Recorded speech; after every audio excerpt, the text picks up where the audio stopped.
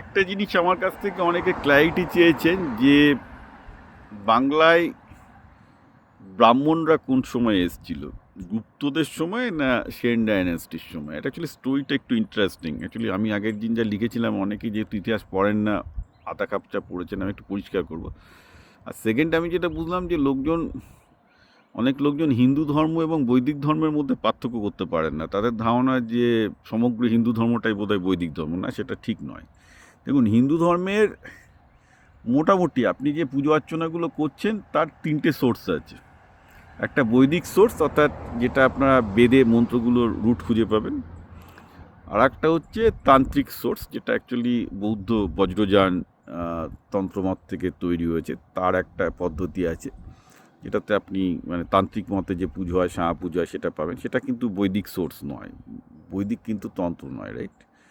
আর একটা হচ্ছে পৌরাণিক সোর্স এবং লোকায়িত ব্যাপার আছে, অর্থাৎ যেমন মনসা পুজো করা, বনবিবি পুজো করা, সুন্দরবনের দিকে চালিয়েছে, এরকম লোকায়ত ধর্ম প্রচুর আছে, যেগুলো অ্যাকচুয়ালি পরে হিন্দু ধর্মের সাথে মিশে গেছে। আর পৌরাণিক ধর্ম, যেটা একটা বড় অংশ আবার বৈষ্ণবদের থেকে। আপনি বলবেন যে না, বৈষ্ণবরা কি তাহলে বৈদিক নয়? না, বৈষ্ণবরা বৈদিক নয়, বৈষ্ণবরা পোস্ট বৈদিক। ইনফ্যাক্ট ভারতবর্ষ ইস্কনের যে আপনি দেখতে পাচ্ছেন, যদিও তারা কৃষ্ণকে বলছে কৃষ্ণ সোসাইটি, কিন্তু বৈদিক কৃষ্ণ তিনি নন, তিনি অ্যাকচুয়ালি বৈষ্ণব কৃষ্ণ। বৈষ্ণব কৃষ্ণ আর বৈদিক কৃষ্ণের মধ্যে পার্থক্য আছে, কারণ মহাভারতে কোনো রাধার কোনো কল্পনা নেই, রাইট? মহাভারতে রাধার কোনো অস্তিত্বই নেই, ওটা এসছে পরে।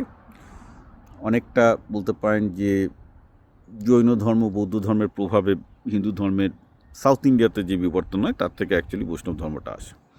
এবার আসুন আমরা এটা এই ব্যাকগ্রাউন্ডের পর আমরা একটু বাংলায় ফিরে আসি। তো বাংলায় আমরা কি দেখবো, যে গুপ্তদের সময়, অনেকে বলেন যে না, আপনি কী বলছেন, শশাঙ্ক তো শৈব ছিলেন, তিনি বৌদ্ধদের পছন্দ করতেন না, হিউয়েন লিখে গেছেন। ঘটনা সত্যি যে শশাঙ্ক অ্যাকচুয়ালি বৌদ্ধদের প্রতি স্ট্রিক্ট ছিলেন এবং করেননি।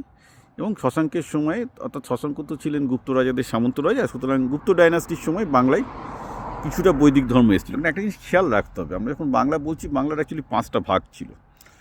বাংলার ডেল্টা যেমন ছিল, রাঢ় বাংলা ছিল, রাইট? বাংলার 5টা বিশাল বিশাল ভাগ ছিল। তো এর মধ্যে ডেল্টা পার্টটা, যেটা বাংলার সেন্ট্রাল আর কি, গ্যাঞ্জেস ডেল্টা, সেখানে কেউ ঢুকতেই পারতো না। সেখানে বৈদিক ঢুকা তো ইম্পসিবল ব্যাপার, কারণ মহাভারতের সময় দেখবেন অর্জুন, মানে মহাভারতের যে অশ্বমেধ যজ্ঞ হচ্ছে, তিনি চক্রবর্তী রাজা হবেন। তো পাণ্ডবরা বাংলা কাটিয়ে সরাসরি বাংলার নর্থে পুরোপুরি মণিপুরে ঢুকে গেলেন, কারণ এটা একটা ছিল দুর্গম বাঘ সাপ খেকের এলাকা, রাইট? এবার দেখুন, গুপ্ত ডাইনাস্টির সময় বাংলায় কিছু ব্রাহ্মণ এসেছিল, তাদেরকে বোধহয় সপ্তর্ষি ব্রাহ্মণ বলতো, এরকম কয়েকশো ব্রাহ্মণ এসেছিল। কিন্তু শশাঙ্কের পর আমরা কি দেখব, বাংলায় নৈরাজ্য শুরু হয়। তাদের মধ্যে অনেকে আবার ফিরেও যায়, ইউপি বিহার থেকে যারা এসেছিল, কিছু পড়ে থাকে। এবং তারপরে বাংলায় পাল-রাজাদের সময় বৌদ্ধ ডাইনাস্টি শুরু হলো, রাইট? পাল-রাজারা ছিল বৌদ্ধ। পাল-রাজারা বৌদ্ধ থাকলেও পাল-রাজাদের কিন্তু ব্রাহ্মণ কয়েকজন মন্ত্রী ছিল। কিন্তু এই যে আমরা কথাটা ব্রাহ্মণ কথাটা ইউজ করছি, আমরা ওই যে দেখুন ব্রাহ্মণ মানে বৈদিক না, এখানে একটা গণ্ডগোল হচ্ছে। গণ্ডগোলটা হচ্ছে কি, ব্রাহ্মণরাও তখন তন্ত্রমতে, অর্থাৎ সেই বজ্রযান বৌদ্ধদের তন্ত্রমতে সব পূজা অর্চনা করছে, মানে পুরো মিশে গেছে। এবং ইউপি বিহারের যে অ্যাকচুয়াল যারা মানে বৈদিক সোসাইটির সাথে বা বৈদিক সমাজের সাথে তাদের করা সম্পর্ক ছিল না। সেটা আমরা কী করে বলবো? এটা বলবো এই জন্য যে যখন সেন ডাইনাস্টি এলো, অর্থাৎ 400 বছর বৌদ্ধ পালদের যখন সময় চলছে বাংলায়, সেই সময় কিন্তু একটা অদ্ভুত বাংলার নিজস্ব ধর্ম তৈরি হয়ে গেছে। তার মধ্যে বাংলার এসব মনসা পুজো, স্থানীয় পুজো আছে, পৌরাণিক পুজো আছে, আবার একটু বৈষ্ণব ধর্ম ঢুকে গেছে, শৈব ধর্ম ঢুকে গেছে, তার সাথে বৌদ্ধ বজ্রযান, মানে একটা খিচুড়ি করে বাংলার একটা নিজস্ব তান্ত্রিক সহজে একটা বাংলার কিন্তু নিজস্ব ধর্ম কিন্তু পালদের সময় তৈরি হয়ে গেছে, যেটা মোটো বৈদিক ধর্ম না, হয়তো বৈদিক ধর্মের সামান্য কিছু এলিমেন্ট আছে, অলমোস্ট নেই, নেগলিজিবল।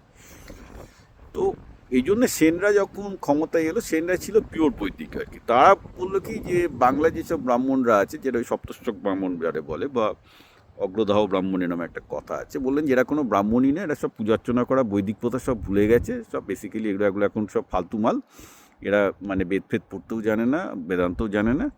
অতএব আমাকে কনৌজ থেকে 5 জন ব্রাহ্মণ এনে, মানে কনৌজ থেকে তারা ব্রাহ্মণ এনে, যে আমাদের চট্টোপাধ্যায় বন্দ্যোপাধ্যায়, এই পুরো উপাধ্যায় অর্থাৎ কুলীন ব্রাহ্মণ প্রথা তারা চালু করলেন, যারা অ্যাকচুয়ালি বাংলার আস্তে আস্তে হিন্দু ধর্মটাকে শেপ দেবেন। তো সেন ডাইনাস্টির পর বাংলায় যে আস্তে আস্তে হিন্দু ধর্ম হয়েছে, যেমন দুর্গা পুজোর আপনি যদি বিবর্তন দেখেন, যে দুর্গা পুজো যেসব নবাব বাড়িতে আমি আগেরবার ঘুরলাম, যেগুলো মানে নবাবের সময় যেসব পুজোগুলো ছিল, মানে আজ থেকে 250 বছরের যেসব পুরনো দুর্গা পুজো ছিল, সবারই দুর্গাপুজো এরকম 250-300 বছর আগে শুরু হয়েছে, কিন্তু তার আগে সেখানে চণ্ডী পুজো হতো, অর্থাৎ তার আগে কিন্তু সেখানে তান্ত্রিকদের থেকে মা চণ্ডীর পুজো হচ্ছে এবং তান্ত্রিক মতে হচ্ছে, অর্থাৎ তন্ত্র থেকে এসছে। তো আমরা কি দেখব যে আস্তে আস্তে বাংলায় কিন্তু একদম সেন ডাইনাস্টি আসার পরও অনেক দিন বাদে ইভলভ করতে করতে বাংলায় বজ্রযান তান্ত্রিকের একটা বড় প্রভাব ছিল, তান্ত্রিক এবং তান্ত্রিকদের এখনও প্রভাব আছে, সেটা আস্তে আস্তে বৈদিকের সাথে মিশে গেল। মিশে গিয়ে কী তৈরি হলো আমরা দেখতে পাবো যে দুর্গাপুজো যেটা এসছে বা ধরুন কালী পুজো যেটা হয়েছে, এখানে কিন্তু একটা বজ্রযান বৌদ্ধদের বজ্রযান তন্ত্র এবং বৈদিক ধর্ম মিশে গিয়ে একটা বাংলার একটা নিজস্ব পুজো, দুর্গাপুজো, কালী পুজো বাংলার নিজস্ব পুজো হিসেবে তৈরি হচ্ছে, কিন্তু পিওর বৈদিক না, এর মধ্যে এটা একটা সংকট জিনিসটা। এবং আমরা দেখব সেন ডাইনাস্টির পর বিহার এবং ইউপি থেকে প্রচুর ব্রাহ্মণ এসছে, মানে শুধু কুলীন প্রথায় না, কন্টিনিউয়াস ব্রাহ্মণ এসছে এবং প্রচুর হিন্দু এসছে, অর্থাৎ বৈদিক হিন্দুরা কিন্তু সুলতানি আমলে বলুন, মুঘল আমলে বলুন, ইউপি বিহার থেকে ক্রমাগত এসছে। এর একটা বড় কারণ হচ্ছে যে এরা আরবি এবং ফার্সি জানতেন, কারণ আরবি ফার্সির চর্চাটা বাংলা থেকে ইউপি বিহারে বেশি ছিল এবং তারা হিন্দুরাই সেটা করতো, হিন্দু ব্রাহ্মণরা আরও বেশি করে শিখতো। ফলে রাজকার্যের জন্য কিন্তু প্রচুর বৈদিক হিন্দু বিহার ইউপি থেকে এখন যেমন আসে, আমি বলছি না আমরা যে বাংলা পক্ষ যে চেঁচাচ্ছে যে বিহার আর উত্তরপ্রদেশ থেকে হিন্দু এসে পশ্চিমবঙ্গে ভর্তি করে দিল, আর ওদের উত্তরপুরুষ তো সবই, মানে পূর্বপুরুষ তো সবই বিহার ইউপি থেকে আসা। ইনফ্যাক্ট যতগুলো আমরা আজকে এলিট বাঙালি বলছি, একটা যদি রুট খুঁজতে যাই ভূমিপুত্র ভাই বলতে গেলে কেউই না, সবই সেই ইউপি বিহার থেকে, মানে আরবি ফার্সি শিখে সুলতান আমলে মুঘল আমলে এসছে, এসে বাংলায় মোটামুটি আস্তে আস্তে আস্তে আস্তে আস্তে মানে যেটা ছিল বাংলায় তন্ত্র সহজিয়া, সেটার থেকে আস্তে আস্তে টিল্ট করা শুরু করে বৈদিক ধর্মের দিকে। আর অবভিয়াসলি শ্রী চৈতন্যদেব আসার পর থেকে, যেটা বৈষ্ণব ধর্ম স্টার্ট করার পর থেকে, বাংলার মেজর হিন্দু বলতে বৈষ্ণবই বোঝায়, কারণ বাংলা এক সময় প্রায় সবই মুসলমান হয়ে যাচ্ছিল। শ্রী চৈতন্যদেব আসার পর তিনি যখন জাতিভেদ প্রথা তুলে দিলেন বৈষ্ণব ধর্মের মাধ্যমে, সেটা কিন্তু পিওর বৈদিক ধর্ম নয়, বৈষ্ণব ধর্মকে পিওর বৈদিক ধর্ম বলা যায় না, ইটস অ্যানাদার ভার্সন, পোস্ট বৈদিক বলা যেতে পারে। ঠিক আছে, সুতরাং বাংলায় সেইভাবে কিন্তু আমি বলবো যে বৈদিক ধর্ম এসছে পরে, এবং এখনও যে ফুল প্রভাব আছে তাও না, কিন্তু আস্তে আস্তে প্রভাবটা অনেকটা বেড়েছে অবভিয়াসলি। এবং আস্তে আস্তে দেখতে পাবেন যে আমরা এখন মানে এই বিজেপি আসার ফলে আরও বাংলায় বৈদিক ধর্মটা আস্তে আস্তে আরও বেশি চাপবে।